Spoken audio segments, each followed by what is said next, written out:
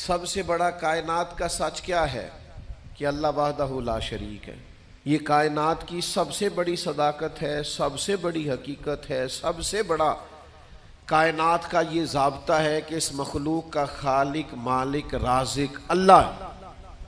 لیکن اللہ کہتا ہے ادعو الی سبیل ربک بالحکمہ، کسی کو اللہ کی طرف بھی بلاؤ نا تو حکمت کے ساتھ بلاؤ، اللہ کے رستے کی بھی دعوت دو تو دانائی کے ساتھ دو، لوگوں کو اللہ کی جانب بھی بلاؤ تو تم معاملہ فہم بن کے بلاؤ۔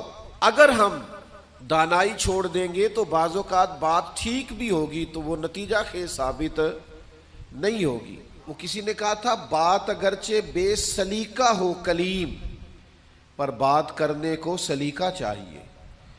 آپ سلیقے سے بات کریں، معاملہ پھر دیکھیں نا، نبی پاک صلی اللہ علیہ وسلم نے فرمایا اپنی اولاد کی بھی عزت کرو۔ حضور کے مناسب میں سے ہے دانائی سکھانا، اپنی اولاد کو بھی اکرام سے پکارو، آپ ان کا نام بھی اچھے لہجے سے پکاریں، ان کے لیے بھی آپ کے لب و لہجے میں مٹھاس ہونی چاہیے۔ لیکن ہمارے ہاں یہ ہوتا ہے کہ بہت ساری جلد بازی، بہت ساری طبیعت کا الجھاؤ، بے چینی، بے قراری، ہر چیز کو سختی سے ٹھیک کرنے کی کوشش کرنا، ہوتی ہیں بعض چیزیں بھی سختی سے ٹھیک، لیکن ساری چیزیں سختی سے ٹھیک نہیں ہوتی۔ آپ نہایت معاملہ فہمی کے ساتھ، نہایت تدبر کے ساتھ حضور لوگوں کو دین کی طرف بلاتے تو بڑے کمال انداز میں سرکار دعوت دیتے، اللہ کا پیغام دیتے تو اس میں اتنی مٹھاس ہوتی کہ دلوں میں بات گھر کر جاتی۔ کچھ لوگ کہتے ہیں جی، وہ ان کا اپنا فلسفہ ہے، کہتے ہیں جی میں چونکہ سچا ہوں اس لیے کڑوا ہوں، میں چونکہ سچ بولتا ہوں تو سچ کڑوا ہوتا ہے تو لہذا اس لیے میں لوگوں کو اچھا نہیں لگتا۔ تو میں ان سے کہا کرتا ہوں بھائی سچ نہیں کڑوا، آپ کا لہجہ کڑوا ہے۔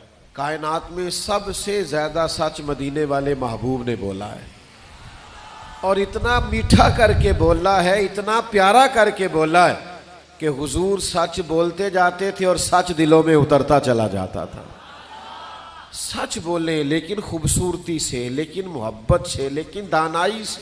یعنی ایک صحابی آئے تو ان کے چہرے پہ بڑا جلال تھا اور ان کے لہجے میں بڑا غصہ تھا، اور وہ بڑے بے چین اور بڑے بے قرار تھے کہ یا رسول اللہ میں ان مشرکین کو چھوڑوں گا نہیں۔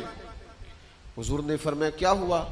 یا رسول اللہ وہ آپ کا نام بگاڑ کے لیتے ہیں، وہ بگاڑ کے نام لیتے ہیں اس لیے کہ وہ کہتے ہیں اگر ہم محمد مان لیں تو محمد صلی اللہ تعالی علیہ وسلم کا تو مان ہے جس کی بار بار تعریف کی جائے، تو وہ نام بگاڑ کے لیتے ہیں اور نام بگاڑ کے آپ کو برا بھلا کہتے ہیں۔ تو سرکار مسکرائے، فرمایا پتہ نہیں وہ کس کو برا بھلا کہتے ہیں، پتہ نہیں وہ کس کا نام بگاڑتے ہیں، مجھے تو اللہ نے محمد بنا کے بھیجا ہے۔